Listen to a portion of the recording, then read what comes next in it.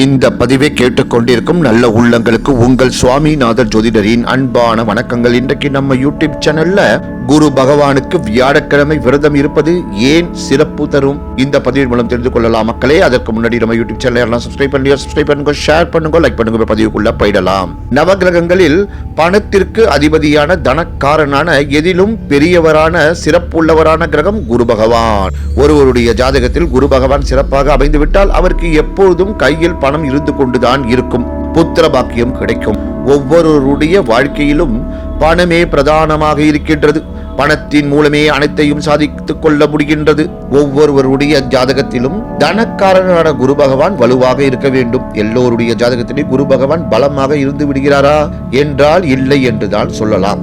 ஆகவே ஜாதகத்தில் குரு பகவான் பலவீனமாக இருப்பவர்கள் உங்கள் ஜென்ம நட்சத்திர நாளில் வரும் ஒரு வியாழக்கிழமையை தேர்ந்தெடுத்துக் கொண்டு அன்று முதல் உங்கள் மனதில் ஒரு கோரிக்கையை முன்னிறுத்தி வியாழக்கிழமை விரதம் இருந்து வர உங்கள் கோரிக்கை வெற்றிகரமாக அமையும். தனமும் குழந்தைகள் மூலமும் படிப்படியான அனுகூலங்கள் கிடைக்கும்.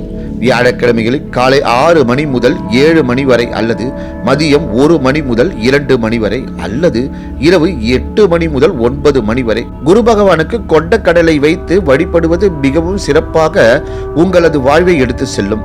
கோவில்களுக்கு செல்ல முடியாதவர்கள் வீட்டிலேயே கொண்டக்கடலை வைத்து வழிபடலாம். அன்றைய தினம் உணவில் தவறாது கொண்டக்கடலையே சேர்த்துக் கொள்ள வேண்டும். ஆகவே உங்களுடைய ஜாதகத்தில் குழந்தைகள் மூலம் பிரச்சனை, பணத்தட்டுப்பாடு மற்றும் மற்ற பிரச்சனைகள் இருப்பவர்கள் மனமாற குரு பகவானுக்கு விரதம் இருந்து வர அனைத்து சங்கடங்களும் தீர்க்கப்படும் என்று கூறி இந்த சிறப்பான ஆன்மீக பதிவை நிறைவு செய்கிறேன். நன்றி, வணக்கம், வாழ்க வளமுடன்.